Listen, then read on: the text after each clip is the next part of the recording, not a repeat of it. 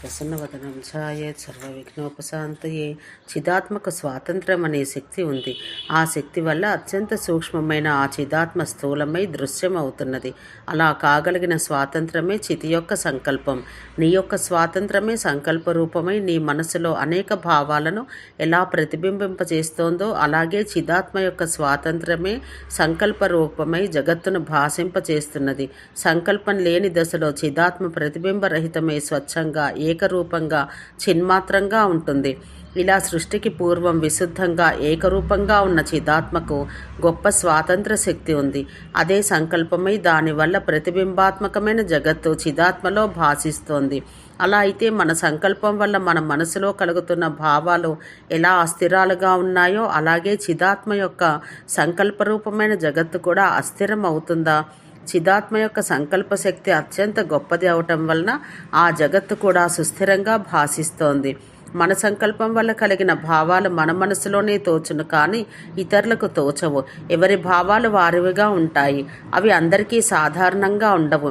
మన స్వాతంత్రం సంకల్పం అపూర్ణములగుటయే ఇందుకు కారణం.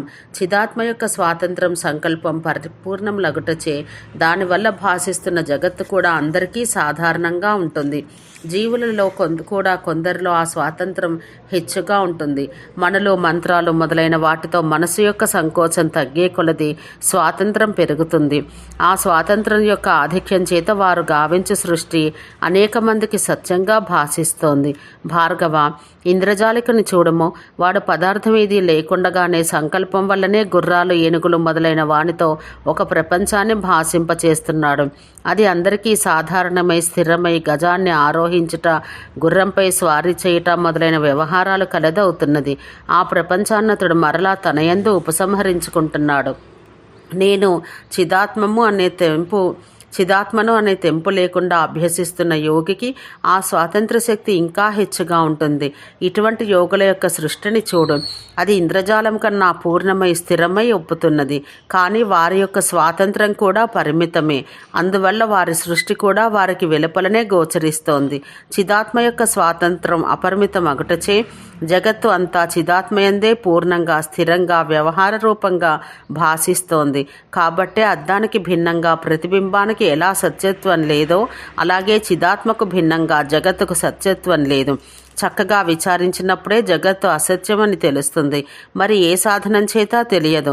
ఎప్పటికీ మారనిది సత్యం, ఎప్పటికైనా మారేది అసత్యం. ఈ దృష్టితో జగత్తును చూడము. ఇది అతి చంచలం. అద్దంలోని ప్రతిబింబం యొక్క దృష్టాంతాన్ని అనుసరించి సమస్తంలోనూ సత్యాసత్యాలను విభజించి గ్రహించు. అద్దం అచలం, దానిలోని ప్రతిబింబం చలం. ఇప్పుడున్న ప్రతిబింబం కొంచెం సేపటికి ఉండదు. అలాగే జగత్తు నిరంతరం మారుతూ ఉంటుంది. కానీ దానికి ఆధారమైన చిదాత్మకు మార్పు లేదు. కావున జగత్తులోని పదార్థాల సత్యత్వాన్ని విచారిస్తే నిలవదు. చూడు, సూర్యుని కాంతి వస్తువులను ప్రకాశింపచేయను కదా. ఆ వెలుగులో గుడ్లగూబలకు వస్తువులు కనిపించవు. చీకట్లో గుడ్లగూబలకు వస్తువులు కనిపిస్తుండగా మనుషులకి కనిపించవు. అటువంటప్పుడు వస్తువులను ప్రకాశింపచేయనిది వెలుగు అని చెబుతావా, చీకటని చెబుతావా? అలాగే ఒకరికి విషమైనది మరొకరికి ఆహారం అవుతోంది. పర్వతాలు, సముద్రాలు గమనానికి ప్రతిబంధకాలై మనుషులకు భయాన్ని కలిగిస్తున్నాయి. కానీ యోగులకు, గంధర్వులకు అవి ప్రతిబంధకాలు కాదు. మనుషులకు దీర్ఘంగా కనిపించే దేశం, కాలం యోగులకు, దేవతలకు స్వల్పంగా ఉన్నాయి. కావున విచారిస్తే జగత్తు యొక్క స్వభావం ఏ విషయంలోనూ స్థిరం కాదు. ఆశ్రయమైన చిదాత్మ లేకుండా జగత్తులో ఏదీ లేదు. ఏది జగత్తులో ఉన్నది అని కనిపిస్తున్నదో అది అంతా చితియే.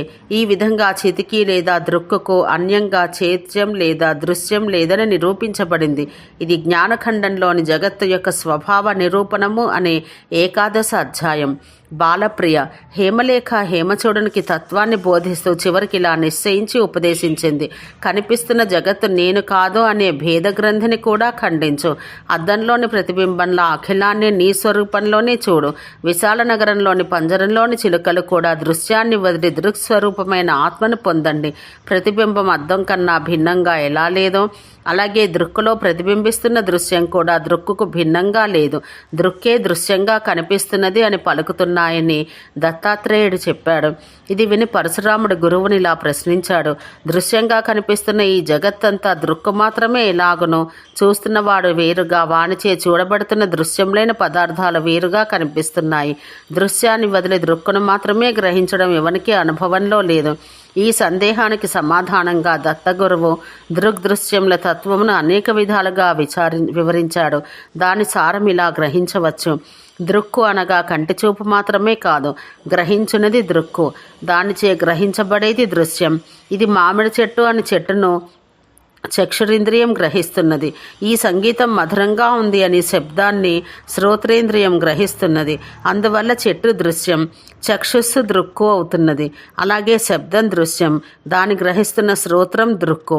ఈ విధంగా ఇంద్రియాలన్నీ దృక్కులు, వాటి చేత గ్రహించబడుతున్న విషయాలన్నీ దృశ్యాలు. ఇది వరకు చూపు బాగుండేది, ఇటీవల చూపు మందంగా ఉంది, ఇప్పుడు అసలేమీ కనిపించట్లేదు అని చక్షురింద్రియం యొక్క విశేషాలను మనసు గ్రహిస్తోంది. అలాగే రుచుల్లోని సూక్ష్మ భేదాలను కూడా జిహ్వ గ్రహిస్తోంది. ఇటీవల అంతగా రుచి తెలియటలేదు, ఇప్పుడు బొత్తిగా రుచియే తెలియటలేదు అనే జిహ్వేంద్రియం యొక్క విశేషాలను కూడా మనసు గ్రహిస్తోంది. అందువల్ల మనసు దృక్కు, దాని చేత గ్రహించబడుతున్న ఇంద్రియాలు దృశ్యంలగును. ఇంతకు పూర్వం నా బుద్ధి చాలా చురుగ్గా ఉండేది. ఇటీవల మనసు బాగా లేక బుద్ధి మందగించింది. ఇప్పుడు అసలు అది పనిచేయటే లేదు అని మనసు యొక్క, బుద్ధి యొక్క విశేషాలను మనం గ్రహిస్తున్నాము. అప్పుడు మనసు బుద్ధి దృశ్యములై వాటిని గ్రహిస్తూ మనలో ఉన్న చైతన్యం దృక్కు అవుతున్నది. నేను అని మనలో స్ఫురిస్తున్న చైతన్యం దేని చేత గ్రహించబడటలేదు.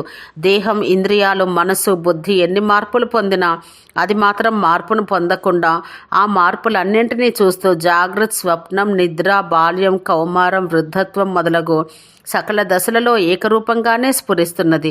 కాబట్టి అది ఎప్పుడూ దృక్కే, అది ఎప్పుడూ దృశ్యం కాదు. తక్కినవన్నీ దృశ్యాలే. కావున దృక్కు, దృశ్యం అని ప్రధానంగా రెండు పదార్థాలే ఉన్నాయి. ఈ రెండింటికి అవినాభావ సంబంధం ఉంది. అంటే దృక్కు లేకపోతే దృశ్యం ఉండదు, కానీ దృశ్యం లేనప్పుడు కూడా దృక్కు ఉంటుంది. చెట్టు ఉన్నది అన్న మాట ఎవడో ఒకడు ఒక చెట్టును చూసినప్పుడే చెప్పడం సంభవిస్తుంది. ఎవడు ఏ చెట్టును చూడనప్పుడు ఆ మాటే పుట్టదు. కావున ఎవడు ఏ విషయమైనా ఉన్నది అని చెప్పినప్పుడు అది ముందు వాని చేత గ్రహించబడి తర్వాత ఉన్నది అన్నమాట. అనగా ఏది మన చేత గ్రహించబడదో అది మనకి ఉండదు. నీకు తెలియని వస్తువు చెప్పుము అంటే ఎవడూ చెప్పలేడు. ఎవడు ఏది చెప్పినా తనకు తెలిసిన దాన్నే చెప్పును, తెలియని దాన్ని చెప్పలేడు. ఒక వస్తువు మనకు తెలియనంత మాత్రాన అసలు అది లేకుండా పోవునా, ఉండవచ్చును. ఎవడు దాన్ని తెలుసుకుంటున్నాడో వాడికది ఉండును. నీకు తెలియనంత వరకు అది నీకు లేదు. ఒకడు తల్లితో, తండ్రితో, భార్యతో, పుత్రునితో కూడా కొండపైకి వెళ్తున్నాడు. పులివలే ఒక మృగం వానికి దూరంలో కనిపించింది. వాడు వెంటనే భయంతో వణుకుతూ మూర్ఛిల్లాడు. ఆ క్షణంలో వానికి తల్లి, తండ్రి, భార్య, పుత్రుడు, కొండ, పులి మొదలుగా ఏదీ లేదు. ఎందువల్ల ఆ సమయంలో దృక్కు రూపమైన వాని యొక్క చైతన్యంలో ఇది ఏదీ ప్రతిబింబించడం లేదు. మూర్ఛ నుంచి తేరుకోగానే మరలా వానికి తల్లి, తండ్రి మొదలుగా వ్యవహారం ఏర్పడుతుంది. ఎందువల్ల అప్పుడు దృక్కు రూపమైన వాని చైతన్యంలో ఇదంతా ప్రతిబింబిస్తోంది. నిద్రలో, సమాధిలో కూడా దృక్కు దేన్ని గ్రహింపకుండుటచే దృశ్యమైన జగత్తు ఉండటలేదు. కావున ఏ సమయంలో అయినా నీ చేత గుర్తించబడని లేదా గ్రహించబడని జగత్తు నీకు లేదు. కాబట్టి నీకు దృశ్యమైన నీ జగత్తు దృక్కుగా ఉన్న నీ అందే ఉంది. నేను వేరు, జగత్తు వేరు అనుకున్నట్టు అనేక జన్మలుగా పేర్కొన్న అజ్ఞానం యొక్క ముడి అనడం స్పష్టం. లోకంలో మనుషులందరూ దుఃఖాన్ని తొలగించుటకు, సుఖాన్ని సంపాదించుటకు ప్రయత్నిస్తున్నారు. అందుకు ప్రతికూలములైన విషయాలను తొలగించుకుంటూ అనుకూల విషయాలను సమకూర్చుకుంటున్నారు. కానీ సుఖం తనయందు ఉన్నదా, విషయాల్లో ఉన్నదా? రుచికరములైన పదార్థాలు, సుందరులైన యువతులు మొదలైన విషయాల్లో సుఖం ఉంటే అవి ఎప్పుడూ సుఖంనే కలిగించాలి. కానీ అవి ఒకప్పుడు సుఖకరంగా ఉన్నా కొంతసేపు అయిన తర్వాత వాటిని వదులుకుంటే సుఖం అవుతుంది. చాలాసేపు విషయాలతో సుఖం అనుభవించిన తర్వాత ఒకప్పటికి కన్నులు చూడవు, చెవులు వినవు, ఇంద్రియాలన్నీ స్తబ్దత చెందుతాయి. అదే నిద్ర. ఆ నిద్ర ఎంత గాఢంగా ఉంటే అంత సుఖం కలుగుతుంది. అప్పుడు దేనివల్ల అంత సుఖం కలుగుతున్నది? మనోరూపంగా ఉన్న చైతన్యం ఏ దృశ్యాన్ని గ్రహించకుండా దృక్కు మాత్రంగా ఉండడం చేత అంత సుఖం కలుగుతోంది. సమాధిలో కూడా మనస్సు ఏ దృశ్యం గ్రహించకుండా దృక్కుగా నిశ్చలంగా ఉండట చేతనే సుఖం కలుగుతోంది.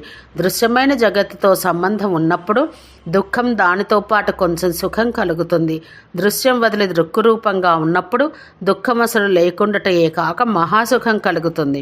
కావున దృశ్యాన్ని వదిలి మీ స్వరూపమైన దృక్కునే భజించండి అని విశాల నగరంలోని చిలుకల పలుకుట సమంజసంగానే ఉంది. లోకంలో ఎవని ఇచ్ఛామాత్రం చేత ఏ అచేతన పదార్థంలోనూ క్రియ పుట్టలేదు. కావున ఈశ్వరుని ఇచ్ఛ వలన పరమాణువుల యందు సృష్టి ఆరంభమగును అనుట యుక్తంగా లేదు. దీన్ని సిద్ధాంతంగా గ్రహించనక్కర్లేదు. కేవలం సంకల్పం యొక్క బలం చేతనే కొందరు దూరంగా ఉన్న అచేతన పదార్థములలో కదలిక కలిగించగలరు. అటువంటప్పుడు పరమేశ్వరుడు సంకల్ప మాత్రం చేత అచేతనాలైన పరమాణువుల యందు క్రియను కలిగించుట అసంభవం కాదు. అలా ఈశ్వరుని సంకల్పం వల్ల సృష్టి క్రియ సంభవిస్తున్నప్పుడు ఆ సృష్టికి పరమాణువులతో పనే లేదు. ఆయన పరిమితమైన శక్తి గల కుమ్మరి వంటి వాడు కాడు. కుమ్మరి మట్టి లేకపోతే కుండను సృష్టించలేడు. ఇంద్రజాలికులు యోగులు పదార్థం లేకుండగానే ఎంతో సృష్టి చేస్తారు. ఇక అనంత శక్తి కలిగిన పరమేశ్వరునికి సృష్టి చేసేటప్పుడు పరమాణువులతో పని ఉంది. కావున పరమాణువులు స్వయంగా సృష్టిని ఆరంభించలేవు.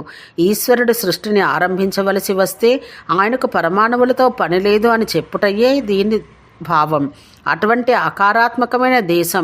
ఆకారాత్మకమైన దేశం క్రియాత్మకమైన కాలం తమకు ఆధారమైన చైతన్యంలో ఎలా విభాగాలు కల్పించగలవు? కుండ, చట్టి మొదలైన వాటి వల్ల వాటికి ఆధారమైన మట్టి యందు ఇంతవరకు ఈ మట్టి కుండ అయింది, ఇంతవరకు ఈ మట్టి చట్టి అయింది అనే విభాగాలు ఏర్పడుతున్నాయి. అలాగే నిన్న అది జరిగింది, ఇప్పుడు ఇది జరుగుతోంది, రేపు మరొకటి జరుగుతుంది అని ఆ క్రియల చేత వాటికి ఆధారమైన మన భావన యందు విభాగాలు ఏర్పడుతున్నాయి. కాబట్టి దేశం కాలం తమకు ఆధారమైన చైతన్యమందు కూడా విభాగాలు ఏర్పరుస్తున్నాయి. ఎందుకు చెప్పరాదు అనే సందేహం కలగవచ్చు. కానీ చైతన్యం అనేది మట్టి లాంటిది, మన భావన లాంటిది కాదు. అది అఖండం, అద్వితీయం, అవిక్రియం. కావున దాని యందు ఎటువంటి ఆకారం ఏర్పడదు. అందువల్ల దేశ విభాగం లేదు. అలాగే దాని యందు ఏ క్రియ కూడా సంభవం కాదు. అందువల్ల కాల విభాగం ఏర్పడదు. ఈ కారణం చేత దేశకాలాలు చైతన్యంలో విభాగాలను ఏర్పరచలేవు. ఓం శాంతి శాంతి శాంతి.